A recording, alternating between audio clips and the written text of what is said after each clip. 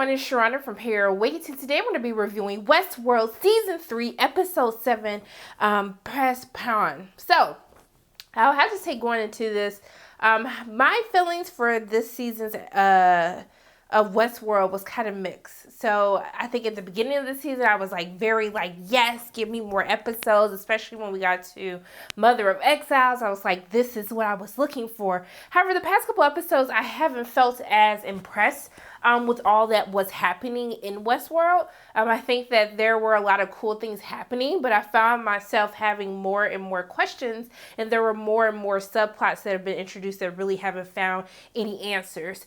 So when I got to episode 7, I was just like, okay guys, these are the last 2 episodes. You really got to bring it to me to make sure I can get into season 4, which was renewed. We know that Westworld is coming back for another season. So at the beginning of the episode, we see Sato, who is another version of Dolores. So we have Dolores, whatever it's called. But we know that Sato was another version of Dolores that was out there. And so we see that Charlotte calls and lets him know, hey, she's changing the plans. And then she said she sent a little friend for him. And then I was like, hey, Clementine, girl, how have you been? I haven't seen you in quite some time. So it's nice to actually see her on screen. And so he was like, you and Maeve have had a practice of your... No, you and Maeve had a practice out of selling yourselves. And then he told her to run back to her master and tell him that he's too late. I said, sir, ma'am, at the same time, I was just like, that's how you gonna do my girl Clementine? And you gonna put some disrespect on Maeve's name like that? I was just like, the nerve, the audacity. And so Clementine was like, okay, bet. She started beating all of their behinds, okay? Beating everybody regular behind. She got shot a couple of times, but it didn't faze her. She got shot and she was just back to beating people's behinds. But we see, and I forgot her name. She was in the other version with Sato, when they were their normal host cells before Dolores took him over. But he eventually ends up getting stabbed. Literally, she cut him in half. Did a whole circle, cut him, turned him in half, then took the other half of his body. And I was just like, wow, the way that women just show up, kick butt, and just command respect. You love to see it, okay? And so the biggest part of this episode is really going to be Caleb. And so I'm going to save Caleb's story arc for last, since that's the most that we have to delve in for tonight's episode. But I want to talk about William, Bernard, and Stubbs. So we see that Bernard and Stubbs ends up finding William at the end of in the middle of last week's episode. And so Stubbs tells William that he's the host, and then he was looking like that dang on for it. He did the head of security. Are you serious? They're everywhere. And so Bernard tells William that, she used him. So Dolores used his blood in order to find the facility, which we call Sonora. We find that out later in the episode. She wanted to find where Solomon was, where Sirach was keeping these outliers. And so that's why she needed William. When she keeps saying that everyone has their role to play in this plan, that was William's role. However, I'm still confused as to whether or not William is a host or not, because technically when you pull this information up, Bernard said hey, they show that you're dead. But then we learned, when we find out more with Caleb's storyline, that basically they listed all of the outliers as dead or as missing. So I don't know if he's necessarily alive or not, but I don't know. But then Bernard tells me, he's like, you're already dead. So then it made me feel like, well, maybe he is a host. I'm not sure, but I was highly confused, as I am every single episode. But we see that he had the category U, which is the category that they use to tell people whether or not they're outliers. And so basically, this is how they kind of find Sonaro. This is how they figure out what William had to do with her plan. But I guess my whole thing is, Bernard says that Dolores isn't going to be the one to destroy humanity, that Caleb is going to be that person to do so. And then we see that William warned them in the middle of the episode, hey, y'all might as well kill me, because let me tell you something. I know what my purpose is, and my purpose is to kill all of the hosts. I helped create them. Now I have to get rid of them. And so essentially towards the end of the episode, he finds a gun, he pulls the gun on them, and then the episode goes off. So here's my issue with Bernard and William. So I feel like they've really really had Jeffrey Wright take a back seat in the season, and it's a shame because he's such a talented actor, especially from the work we've seen in season 1 and what we've seen in season 2, and they really haven't figured out what to do with Jeffrey Wright's character in season 3, and it's really been a waste. Everyone has a role to play, and that's what Dolores says, but it's episode 7, and we still don't understand what Bernard's purpose is. And they really just had him like walking around this whole season just on this mission to nothing because he doesn't even know what he's supposed to do. And also too with William, they bring him back. He has these big episodes with Dolores, but there's nothing else that they really do. I will say that they probably use William more than they've actually used Bernard's character, but I just don't understand why we literally only have the season finale and we really don't know what Bernard's purpose is, what his role is to play in her plan, what her vision is for Caleb. So I just have a little bit of issues with that. And even in this episode, his storyline is very weak. They're background characters. There's not really that much that is happening with them to really even justify them being in the episode at this point. I'm just going to be honest. Like, we could have got to all of those answers, all of those questions, like just with Caleb's storyline. And Caleb has the bulk of the storyline for this episode. We finally get to figure out who Caleb is, where he came from, why he has all these memory issues. Finally, the second to last episode in the entire season, we actually get questions. I thought we were going to get more answers about Caleb in genre. However, we did not. So finally, they were like, hey, we know you guys have been waiting for answers on who Caleb is. What better way than to give it to you the second to last episode of the season? So we find out as him and Dolores go back to Westworld, or something that looks like Westworld. She tells them that we're here to find something that you need, that you've lost. And so he asks her, like, what kind of revolution are you trying to lead? And she basically just tells him that she wants a place for her kind so they can all be free. And she wants Caleb to be the leader of those people. He was like, no, I'm just a construction worker. Like, this is not who I'm meant to be. And then she told him when the time came, she knew she had to be more. And kind of like that same thing will happen for Caleb as well, but he doesn't really know who he is, and this is why she takes him to Sonora so he can kind of get more information and really get the answers, the truth of what happened to him. And so as a part of this, we realized that he was a part of this outlier program. So he's one of the outliers that we saw that Sirach said that changed the outcome. He needed to find a way to control the world to make sure that he can keep everybody in check. And so they created this program, which Caleb was a part of. He was one of the first successful people because only 1 out of 10 actually are able to be reconstructed. And so through the reconstruction, they basically refragment your memory, take your memories away from you, but also to Francis, who's his friend, who's played by Kid Cudi, who we've been seeing this entire season, he realizes that he finds out that both of them were basically in the war. They were there to basically take care of some of the bad people over in Russia. However, they ended up being losing their entire unit. The people were actually ended up searching for them, but I thought it was really cool how the missile came out of space and then basically they was like killing everyone.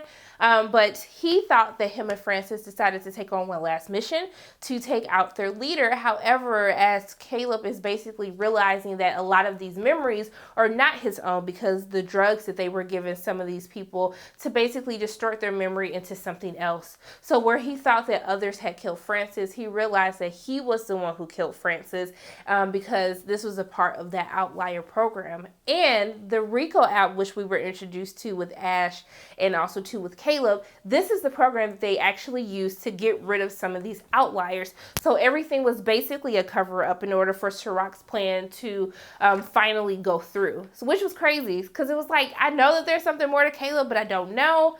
And for one moment I thought he was a host because then we saw like them repairing like his brain, but it didn't look like it was like wires and stuff. However, when Dolores makes the comment that I'm not like him, I'm not like them, I'm not human, then we're kind of given the notion that Caleb actually is human. So as he's discovering all of this, You know, he's kind of having a hard time learning the truth, finding out that he is the one who killed Francis because the RICO Act pitted them against one another, just as his hostage told him that he would do. And we found out that the hostage became an outlier because he started asking questions in regards to the drugs that we see Francis and Caleb taking this entire time, what it does to the soldiers. He found out the side effects, and because he kept asking questions, this is why he was put on this app, in order for them to take him out as well. And so we see that Caleb is the one who pulls the trigger the fastest and ends up killing Francis. And so now he's confronted with the fact that he killed one of his closest friends.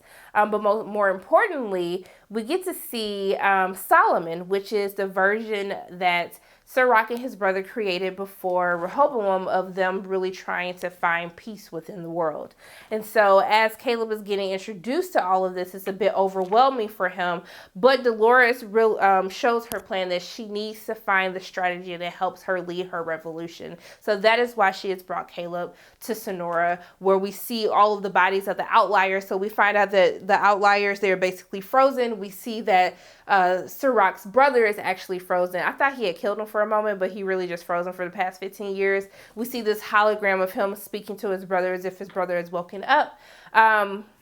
So I was like, thank you for not killing your brother, Sirach. I really appreciate that, because I sure thought you killed him, especially when you see that Dolores confronted him saying like what you did to your brother. And I was like, ooh, what did he do, girl? But he didn't do nothing bad. He just froze him. I mean, it's still bad, but he just frozen for right now. So Dolores has to go because Maeve arrives, and Maeve is ready. She was ready, okay? She had her little drone thing. Even though Dolores had that bomb drone, she had this gun that sent out a drone that literally went into the entire facility, figured out where everyone was. She fired a couple of bullets, and it literally killed everyone in all of these different rooms. I thought it was absolutely amazing. It made me feel like I was playing a video game. I really like how they handled that scene. But we come to this big final showdown between Maeve and Dolores. Dolores tries to assure Maeve, like, we're on the same side. We're fighting for the same things. Like, please don't get in my way. But we see that she has to leave Caleb to fight Maeve. And she says she's probably the one who's going to end up killing me, as if Dolores already knows what the outcome is for her. So they get into a very nice hand-to-hand combat. But before, like, I ain't gonna lie, Dolores was getting some hits in. Dolores was beating the crap out of Maeve. I was like, Maeve, why do you have a sword? Why do we have a sword? She has guns. Why do we have a sword? What are we going to do with the sword, Maeve? I'm just saying, I didn't understand, but it is what it is. So we get some good fight choreography from the two women going back and forth. This showdown that we've been waiting for this entire season. They basically been hinting toward this actually since season 2, really maybe even season 1. And so we finally get to see them showdown. But what ups the ante even more is Dolores's like rifle drone gun to Maeve's like helicopter drone was even better. We see them fighting, then Dolores gets off her game, and she ends up getting her arm blown off, and then she tries to like slide in real quick, and Maeve was like, look, you might have died and came back a couple of times before, but I promise you this time, you're staying down. I ain't got no time for you. But in the meantime, in order to buy more time, Caleb gets the drive from Solomon. He finishes the final configuration to come up with the strategy Dolores requested in order for her revolution to begin and for Caleb to lead it. Dolores ends up hitting the button that really basically shuts down Maeve, Dolores, and Solomon at the same day on time. Caleb walks out to lead his revolution or do whatever the heck Caleb thinks that he's supposed to do. But yeah, I feel like that's it. Like, is there any other things that I really need to talk about? No, not really. No, I mean, overall for me, I really enjoyed this episode. For once, this episode gave us a lot of answers to our questions. It answered a lot of theories that we might have had. But also, too, it really sets us on this path that is going to be this final showdown between Caleb and Sirach. And Dolores knew from the beginning that she was going to not make it all the way. And so she's hinged all of this in order for Caleb to follow out, to carry through whatever her final plans were supposed to be. But one of the questions that I still have is, since Dolores is still out there and it seems that Dolores is trying to change up her plans, like, what's going to happen? We kind of see the previews to next week's episode. We kind of see Maeve and Dolores look like they're doing another showdown. But Dolores has to come into play. Clementine has to come into play as well. So I'm trying to figure out, like, so was Clementine the extra friend that she brought? And is that it at this point? Because it was 4 people. It was Maeve, We're assuming Clementine, Hector, but there's one more person that still is unaccounted for. And there's also one more version of Dolores that is unaccounted for as well. So we still have to figure out who those people are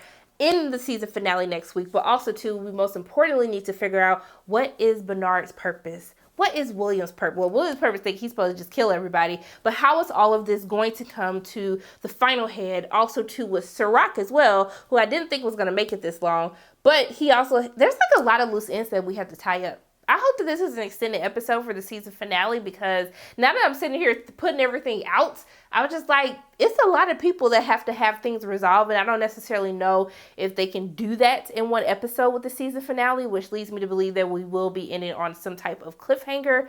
But yeah, I would have to say I was pretty impressed with this episode. I got a lot of answers to my questions. They finally fleshed out Caleb's storyline. His storyline actually gave us what the bigger picture is as far as Dolores' plan.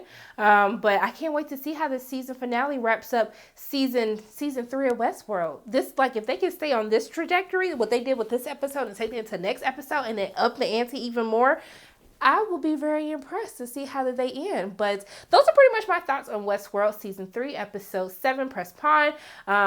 As always, my name is Sharana from Pair Waits, and if you like what you saw today, make sure you hit the like button, hit subscribe, share this video with your friends, and make sure you hit the notification bell. And I love you guys 3000. I'll see you soon.